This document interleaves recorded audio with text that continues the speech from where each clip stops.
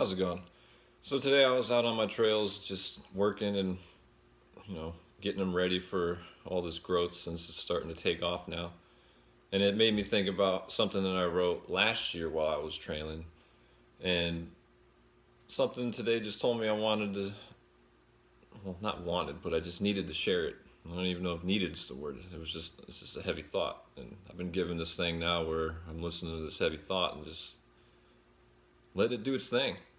So I'm calling it revelation just because it was like I had a revelation while working, just thinking about what I was doing out there, and these are things that come to my head, and that's the process. So this is another thing I'm going to share with you guys.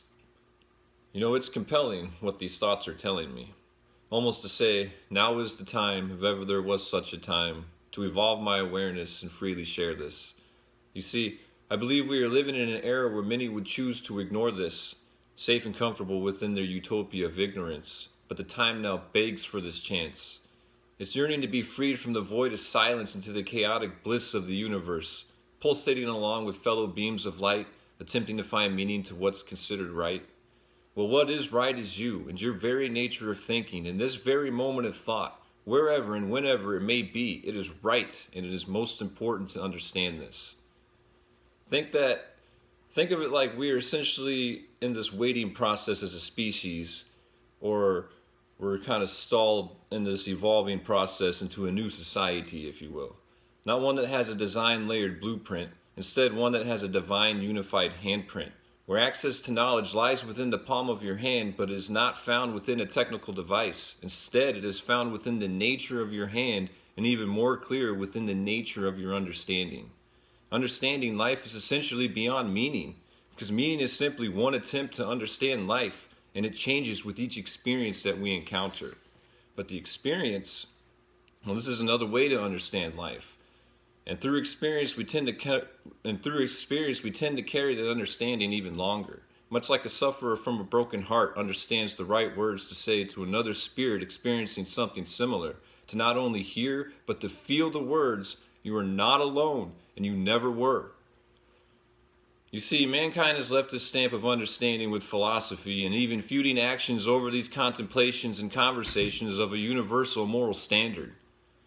And in this ego-filled conversation, it would seem that a philosophy begat an authority, and an authority begat an oppression begat a resistance, and a resistance begat a revolution through the same violence that was manifested by the authority. But what was it all that it came from? Would you believe me if I said it was peace? You see, our inherent nature is peace and balance, and every natural physical thing shows us this. Balance the mind and heart with the blood flow through all the vessels in which it travels to sustain your physicality. Balance, breathing in the oxygen produced by the foliage and other living species only to breathe out for the recycling process. Balance, not overwatering or neglecting the garden in which you nurture. And that garden is your body and your life. And with our awareness, we are allowed to gaze upon our own nature and contemplate our own essence and observe all it can manifest to our viewing and experience. Many wise guides have said that all roads, lead to the great path, or all spirits are a cell of the great spirit. Well, your individual thought is your path, your spirit. And all roads don't just lead there. All roads are beautiful interpretations of the great path. Also to say, all spirits are all beautiful interpretations of the Great Spirit. Your thought, your spirit, is like boiling energy ready to become matter in life if only you imagine and believe in its structure. You see it with your mind's eye and you rip it into existence through further understanding and practice. So indeed, the quest for a universal moral standard is warranted to the curious observers.